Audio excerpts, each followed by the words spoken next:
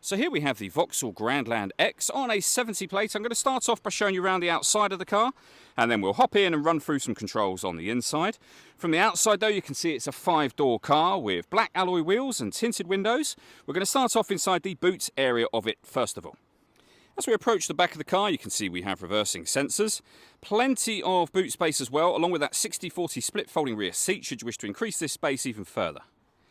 Okay, so we're just going to work our way back around to the front of the car, and then we'll hop in and run through some controls on the inside. But now that we've done a full circle of it, you can see it's in lovely condition the whole way round.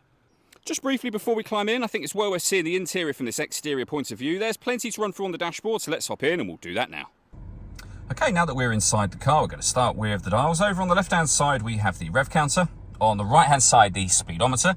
In the middle at the top, the fuel gauge and coolant temperature gauges. And beneath that, the trip computer, which includes the total miles for this car. They are 36,677. You can change the information displayed in that section using controls on the indicator stalk. You can see there, including a digital readout for the speedometer. It'll also show you what gear this car is in that section. It's an automatic, so we, of course, are in park at the moment.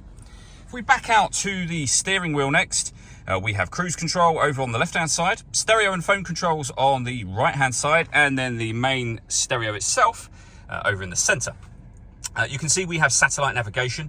We've done a video showing how Vauxhall's sat-nav system works, which you can find on our website and YouTube channel. You can access it down here on this car.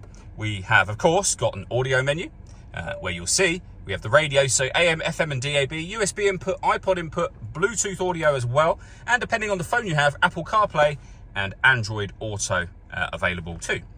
You can pair your phone from up on here, and this car's got a full colour reversing camera with guidelines that show you what direction the car is headed in relation to the image shown on the screen. Working our way down, we then have the dual zone climate control. You can adjust the passenger and driver temperature. You can increase and decrease the fan speed. You can turn the air conditioning off and on from here. Hit auto. The car will now maintain those temperatures by taking full control of the fan speed and direction of the air for you. Any manual adjustment will override that straight away.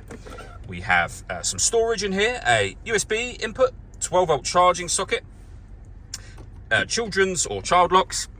You can turn your parking sensors on and off. You can turn off the stop and start. This car is designed to cut out when it's stationary in traffic to save you fuel. Turn the system off from down there. We have lane departure warning system, tyre deflation warning system, and traction control, all of which you can turn off, reset, etc. from there. We then have the gear lever for the fully automatic gearbox. All that leaves me to say is thank you for taking the time to watch this video. If you'd like to come and see this ULEZ compliant car for yourself and have a test drive, please feel free to call either of our MJA sites. We'd love to hear from you soon.